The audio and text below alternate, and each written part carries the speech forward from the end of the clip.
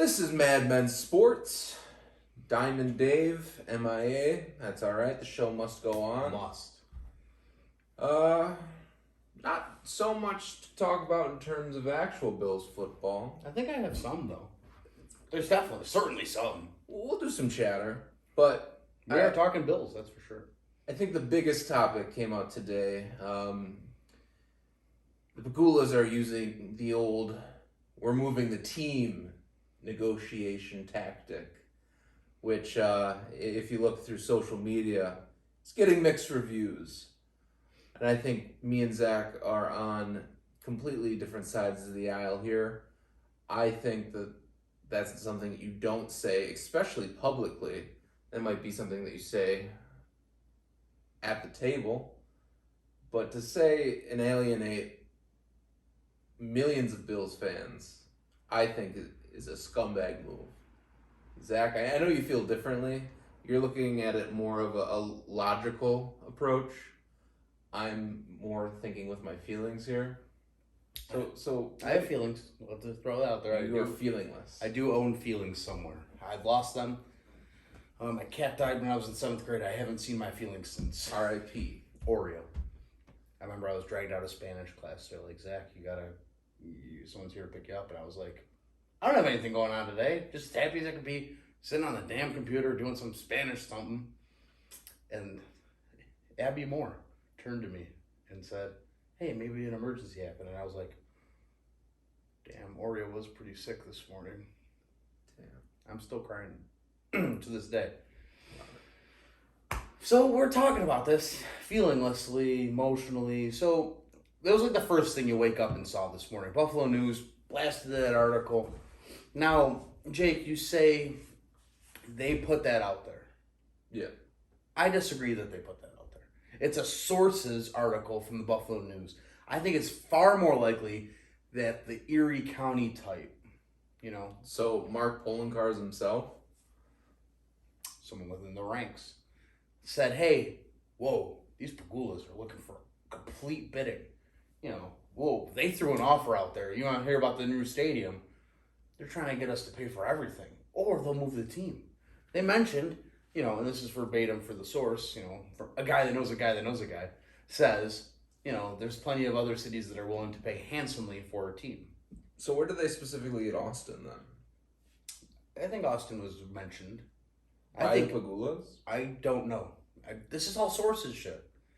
I think San Antonio makes much more sense than Austin. The Longhorns rule Austin. Terry Pagula, we need you to come on the pod and straighten Blackburn's been begging for us to get Kim. Yeah. I'll be honest. I think that Buffalo doesn't understand and sometimes takes for granted the privilege they have of having an NFL team. Especially now that they're good. It was easy for the Bills to stay in Buffalo when they're consistently. Who wants a 3-14 team? Yeah. So now that they're good, but they're good. So who wants a fucking 12-5 team? Easily go to a bigger market, and that's just the matter of factness. I mean, obviously that's not what anyone would want. I was talking to Zach. I don't think I would watch football in any capacity if the Bills were in Buffalo. I'd have a hard time. Now, I did want to pose this question, mentioned to Jake. It almost made his brain blow up. He was like, wow, that's a great question. I know a lot of people live outside of Erie County and Niagara County and Cattaraugus.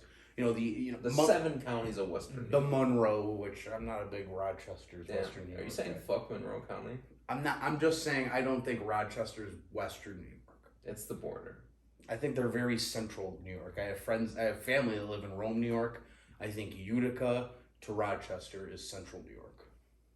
Okay. Am I wrong? Well, you're going to sit here and tell me? What's your question, buddy? My question is, people that live outside of the direct area, with even outside of New York State. Yeah, anyone. If you live further than an hour from the stadium, would you still be a Bills fan if they weren't in Buffalo?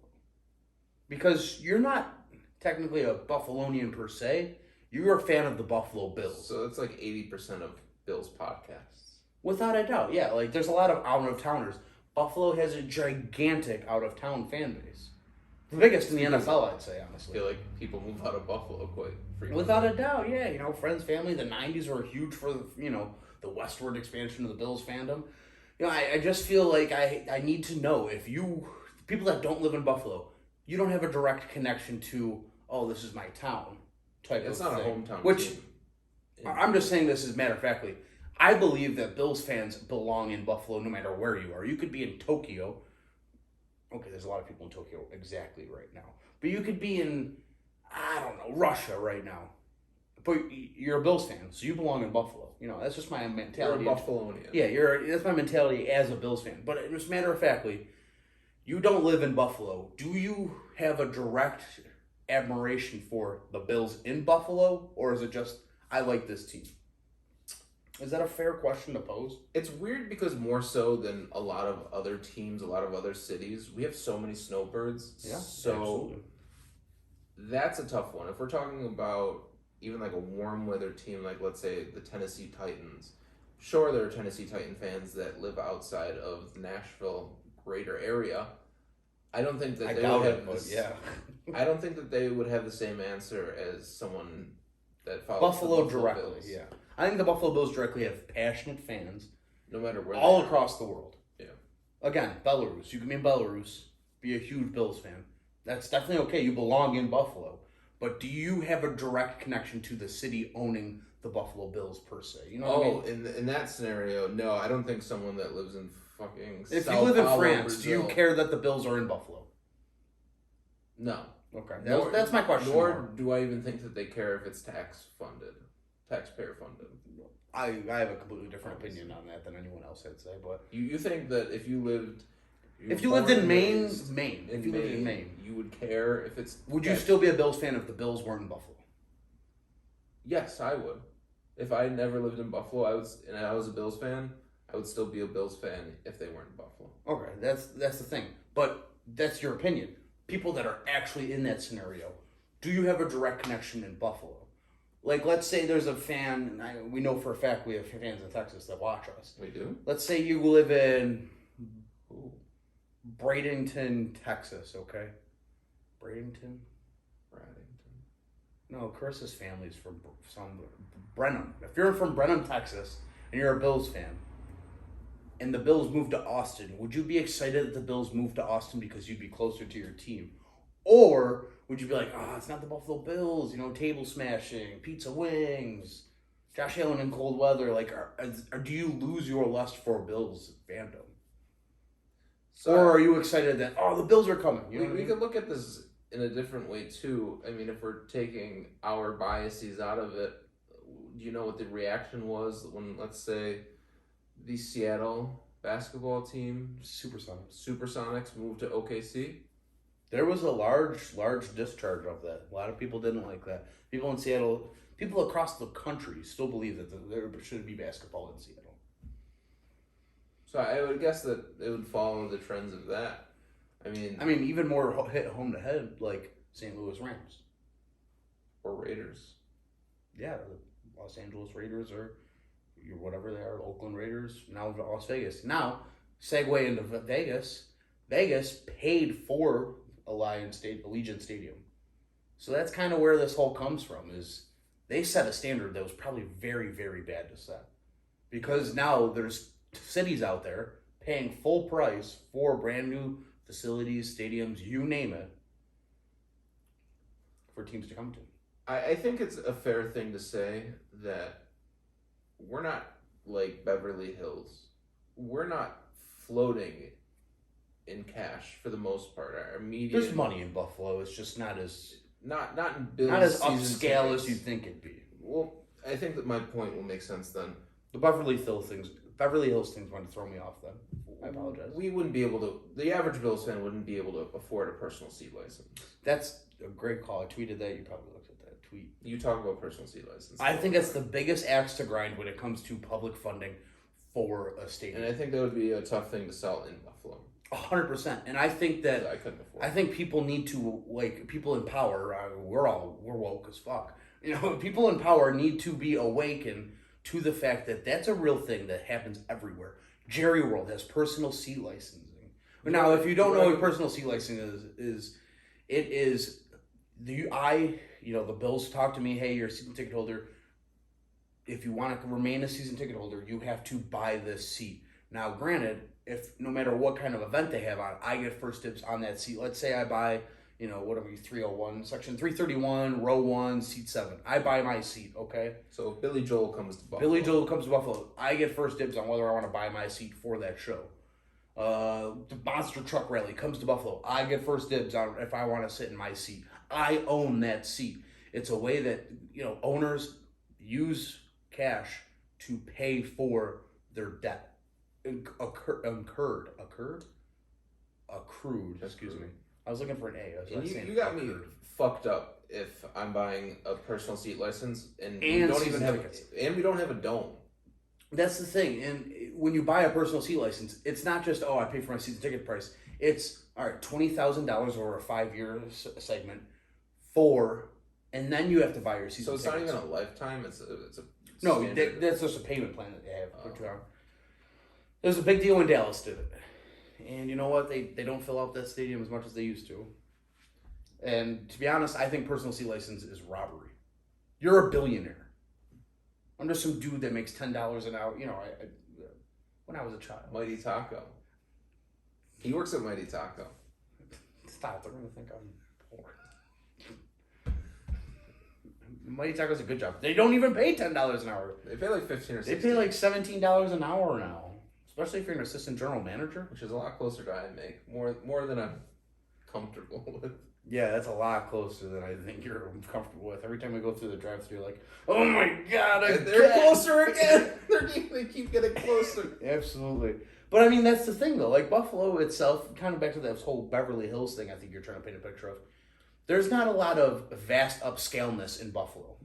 It'd be hard pressed to find 60 to 80,000 Buffalonians who are like, yeah, I'll pay a $20,000 personal seat license. I recently had something happen at my job where, respectfully, without saying too much, I was starting to look into, all right, how much does it cost to have a suite at a Bills game? Because I was like, let's look into this. It's $25,000 a game, which is nuts. It was a game? A game. $25,000 a game. Year. No, it was a game. $25,000 a game. That's a Pause. $250,000. That's a lot of money. Full stop. You could probably swing that in LA. I don't think you swing that constantly in Buffalo. No. I'm surprised that you are. Would you say that all suites are usually filled up? I mean, there's probably corporations using them as I think that is tax write-offs. write-off, yeah. I think it's much more of a write-off purpose. But I don't think you're finding the average Joe buying a suite. You can't. Average Joes get invited to suites that companies buy off. Yeah. Buffalo's just not the place for that. And I'm not saying Buffalonians are poor. I'm not saying that. I'm just saying Definitely not. that. How many times have I said there's money in Buffalo? Right now you can buy season tickets, 10 games for sub $400. $380. You're very close to $400. You're not going to $390 now, but yeah. What? I was pretty close. That's why I didn't stop and think. You're not going to get someone who's willing to buy those tickets, who have the ability to buy those $400 a year tickets, to spend $10,000. Which I think this is the last year of those $400 tickets. Yeah. You're not going to get someone to spend $10,000 just to be able to buy those $400 tickets. I have a second set of season tickets that is that $400 tickets. Yeah, but you're not going to be spending $10,000 on top of it. Exactly. I'm not buying my 334 level ticket for that. So I think that it's necessary for the local government to be awakened to the fact that this is Buffalo's identity. Yeah, you have to do it. You have to at least go halfway on the stadium. Currently, they have rights and ownership in both of the HSBC Arena, KeyBank Center, First Niagara Center, whatever bank's holding those rights right now. They own that building, and they also have an ownership stake in Ralph Wilson, Highmark, New Era, whatever they are now. Yeah. So they've done it before. They've gotten to this point with the Buffalo Bills because of that. It's advantageous for Bills fans to want to prefer a taxpayer funded. Yeah, listen, I would rather have our taxes go to a stadium rather than my money going to a PSL. PESL. Yeah. That and the amount of money that I see like grants going out for like minuscule things. I mean, I hate to harp on this horn, but Tesla in South Buffalo was built for free. You know what I mean? Mm-hmm. Why can't you do that? That helped the economy. That created jobs. Why couldn't you do that for the stadium? Now think about the jobs and money you're bringing into Buffalo. everything when you play around the country, wherever city you're playing in, you get taxed in that city. That's Andrew Cuomo getting, Patrick Mahomes getting a game check in Buffalo and then taxing it at his, you know what I mean? Because if you got to keep those tax dollars. If we lost the Bills entirely, we wouldn't be getting whatever their payroll is. You're losing, 280. What is it? 186 right now. Whatever their salary cap is, you're losing your tax percentage of that. That's 186 million. That's a huge revenue stream. And on top of that, all the jobs that Delaware North provides by having those people work in the concession stands, all the jobs from, how many times we talk about Lou's, we talk about the Red Carpet Inn, all those gas stations, the Big Tree Inn, all those places that have built up, the economy in Orchard Park. Who's going let's go on this is probably a bad thing to say. Who the fuck's going out to Orchard Park? Someone who lives in North Buffalo. 100%. Who's traveling? Niagara County. Yeah. Who's taking a nice day out to Orchard Park? I hate to say it because I live here, but who's traveling to Buffalo if there's no Bills? There's Niagara Falls. You go there for an hour and you go home. I think there's people. Just to come to Buffalo? Yeah. What's in Buffalo? A lot of things. A lot of history. Rick James fans. Okay, you're very segmented. I appreciate that. Okay, there's people. The inaugural site of Theodore Roosevelt. We've been. I've been twice. You took a girl there? I took a girl there. I took you there for a college project. Yeah, I'd be taking ladies there. Damn, all right, go off, kid. Let's kingship it. A lady, but not lady. I hope your mom liked it. Shut the fuck. Nah, it wasn't my mom. Dang. You hanging out with Jackie? Jackie's his sister. Yeah, no. Fourth wall break there. And I also think there's some Bill stuff. You just dox me? He has a mom, and his sister's name is Jackie. Oh, fuck. Yeah, I mean, there's also some Bills news here. Thad Brown had a fantastic write-up, which is exactly what I was looking for here. Complete, concise, perfect. Right here. This is Jake Kummerow. Talk to me about Jake Kummerow. How do you feel about all that? I don't know. I don't think... I think he... Well, let's see. What are we? Probably 6 or 7 wide receivers make the 53-man roster. Probably 6. Big 3 being Stephon Diggs, Cole Beasley, Emmanuel Sanders. You got to have Isaiah McKenzie. You got to have Gabriel Davis. So I think it's going to come down to Jake Kummerow. It's going to come down to Isaiah Hodgins. I don't think he's a lock to make the 53-man roster, but I think he's definitely in the mix, and I don't think he's on the outside looking in. So Thad Brown, this is exactly what I wanted to chat about. This is why I was, besides David being like, let's talk about the stadium talk, and then not showing up. Thad Brown is the tweet right here. 10:17 p.m. yesterday, Saturday, they had their open practice. Here was his Bill's hot takes through week 1 of camp. Have you seen this tweet? I did. I think it's a fantastic tweet. I wish he does this every week. Non-big 3 wide receiver rankings. We have Stephon Diggs, Cole Beasley, Emmanuel Sanders. Number 4, Isaiah McKenzie. Surprising. He's a good player. I like Isaiah McKenzie.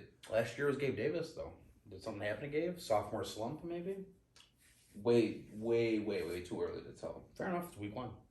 Number 5. It's like their 3rd training camp. Number 5, Kummerow. Okay. That's surprising to me. Is it Jake Kummerow? Jake, yeah. Number 5. He's ahead of Gabe Davis, too. They call him Touchdown Jesus. That's interesting. I like that. He was active for 1 game last year, right? The Broncos game. He might have scored a touchdown. He might have been active for 2 games. Number 3 is Gabe Davis. So that would be 7, 6, number 6. And then Isaiah Hodgins, number 7. Which, a year off. Maybe you can stash him on a practice squad. This is rookie year. Yeah. Week 1 still. So that means my wildest dreams are coming true that Duke Williams is not in their top 7 rotation of anyone's opinion. And I appreciate that, Brown. Like I mentioned before, not a huge fan of, early season predictions. You got to cut ties with Duke Williams. 100%. He's a first week cut. If you know what I mean? He said most important players to stay healthy, this is like, all right, we can't go down without this guy anymore. It's Stephon Diggs. I'd say that's fair. I'm surprised it's not Allen. Number 2 is Trey White. I'd say, this is a Man on Sports. This is Levi Wallace podcast. This is a very strong pro Levi Wallace show. I will still say that I think that Trey White is the best Buffalo Bill on the team. I'd agree. I think he's the most important player on the team, not besides Josh Allen, of course. I think he is the best Buffalo Bill. I like Josh Allen. I think that Trey White is the best football player on the Bills. It's interesting for you to say that because the easy answer would be Stephon Diggs. Yeah. Because I just think that Trey White's underrated, and I think he's homegrown, which I think is important for my personal psyche. you don't want to hear about Trey White. Yeah. You don't want to even see him. You don't want the ball thrown his way. 100%. So I think he is the most. He cuts the field in half for a quarterback. I think he is the most important Buffalo Bill. I think he is the best Buffalo Bill player, besides Cody Ford. I'm going to leave that there. Most important players, and then number 3 is Josh Allen. you got a good team if you're third, according to Thaddeus Brown. You think it's Thadman? I don't care. Thadman. I'm going to be honest. Thadman Sports. I respect you, Thad, but I don't care what your government name is. It's pretty good when your third best player on your team was the MVP runner-up and your franchise quarterback. And then he finally left us with a comment, which I want to talk about this one a little bit. I wouldn't play Allen, Diggs, Beasley, Sanders a single snap in preseason. They are all set. That makes sense. Do you think they've earned that? Yes. Do you think now Josh Allen's in his 4th year, correct? Think about all the years we've watched quarterbacks just have to earn a spot. Obviously, Allen doesn't have to earn a spot, but do you think he can go out there week 1 and just start slinging it in game action? From a very, very, very too early to tell, we've all heard that Josh Allen is picking up where he left off last year. Fantastic. That's fantastic news. We all know that preseason games for starters, do we need them? Probably not. They're great for developing players. They're great for. I'm happy we have only 3 now. But I don't think, especially like the first 2 out of the 4. I mean, obviously that last one, it's where like they play the full half and things like that. Yeah. Outside of that, I think for the starting team is just kind of useless. Fair enough. That dress rehearsal a little different, but I think they just still need to go through the warm-ups every game. yeah, Get the dress rehearsal and go through the motions, get your pregame, and get the psyche ready. And it's interesting that we talk about this because Emmanuel Sanders was actually questioned on this. They said, like, with the shortened preseason, how do you feel about gaining your chemistry with Josh Allen? He said, I'm an old school kind of, I'm paraphrasing, I'm an old school kind of guy, backyard football type. I don't need to gain chemistry, I feel like. All I needed to do is get open, and he's going to get me the ball. And He's a gamer. I think he's I'm capable a gamer. of that. Yeah, I think he's capable of that. Are you more excited about Emmanuel Sanders? Because, or, like, give me, like, do you think Emmanuel Sanders is, we're still a little rusty, of course. My brain isn't working. I just We've redid my, podcast twice. I just finished my dining room table and floor 6 today. months. My brain is melted. Ice cream. But, do you think this offense is better with Emmanuel Sanders, or do you think John Brown was a good piece for it? Healthy John Brown. No, all things healthy. Do you have a preference on one or the other? Money's not. Without seeing Emmanuel Sanders play in a Buffalo Bills uniform, I am still going to say him for 2 reasons. Is it because you don't know what you got yet with him? No. Okay. He's got Super Bowl experience. I can't think of... Definitely. There has to be less than 5 Bills players on this current roster who have seen a Super Bowl team or Super Bowl game. I cannot even begin to think about who those players are. Maybe Mitch Morris. No. Then I have no fucking clue. Which is fine. That Super Bowl experience is important because we were 1 game shy. Secondly, I think that he's still a valuable production player. He had 700 yards last year with New Orleans. 700 plus, yeah. 700 plus. 6 touchdowns, I believe. Those are great numbers for a plus 30 wide receiver. That's great numbers for a dude that's going to be our 3rd wide receiver. Yes, and he wasn't even number 1 in The Saints, New Orleans. Yeah. Obviously, Michael Thomas was hurt, but nonetheless. I don't know. Cole Beasley said some weird shit about, because they played together at SMU. And Emmanuel Sanders was strictly a slot guy. His senior year, they had him move out to the outside to get more game film for the NFL, and they said something about like I don't know a first like a bowl game or something weird like that. Of course. And they want to try to emulate that again in Buffalo. So there's a connection. Cole Beasley and SMU. I SMU. went to SMU. Yeah. Southern Methodist University, Texas. I think it's fascinating. I like John Brown. I think that I'm more excited because I don't know. I've always watched Emmanuel Sanders play. He was always exciting. Broncos, Especially in the Broncos. Specifically in the Broncos. Those years with Peyton Manning. You see the quarterbacks he's played with, and you hear that he's dropping jaw in practice with Josh Allen. You know, he's got Ben Roethlisberger out there. That's where he started in Pittsburgh, wide receiver factory. He's got the Broncos out there with Peyton Manning. You know, Brock Osweiler. Was he in Detroit at all? No. No, that's Golden Tate. Sorry. Yeah. Drew Brees, of course. Drew Brees. Ben Roethlisberger, Peyton Manning, Drew Brees, Joe Flacco, Hall of Famers. Very good for Joe Flacco, but those guys are Hall of Famers, and he's still dropping jaw in practice because of Josh Allen. So I'm excited. I think he's got an enormous opportunity. I'm worried about his age a little bit, but John Brown wasn't healthy. But we don't need him to play a significant role in our offense until the playoffs. Until the playoffs, whatever. We have guys. He's not needed on our team. Yeah, he's a plus piece.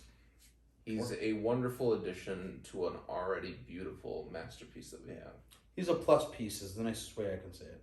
He is an added person to a team that's already a stacked offense. Yeah. While I was thinking about it, I think I can only think of 3 players right now. Good Mad Men Sports comment question. How many players that have played in a Super Bowl that are on the team? I only came up with Matt Burita with the 49ers 2 years ago. Mario Addison with the Panthers. Which you'd think they'd have more off the top of my dome with all those Panthers we have, but I don't think we have many of those guys left. Emmanuel Sanders. Those are my only 3. That's interesting. Thought about the quarterbacks. Mitch Trubisky never did it. Playoffs. Mitch Trubisky was a playoff quarterback starter last year. And he's our backup quarterback. Micah Hyde? I don't think he's old enough. I didn't look that up or anything. But I was just thinking to myself, man, it's been a long time Micah Hyde's a hardened veteran. It's been a long time since Aaron Rodgers was in a Super Bowl, if it's been that long. Micah Hyde, no, it was like 2009, 2010 when they were in the Super Bowl. So he came in the league 2013. So Micah Hyde's not it. Let's wrap this up. We'll be back Wednesday night, guys. Appreciate you watching if you are. Hopefully we'll have Diamond Dave. Who knows? We'll see. It's not a big deal. We're going to do it anyways. Take care. Yeah.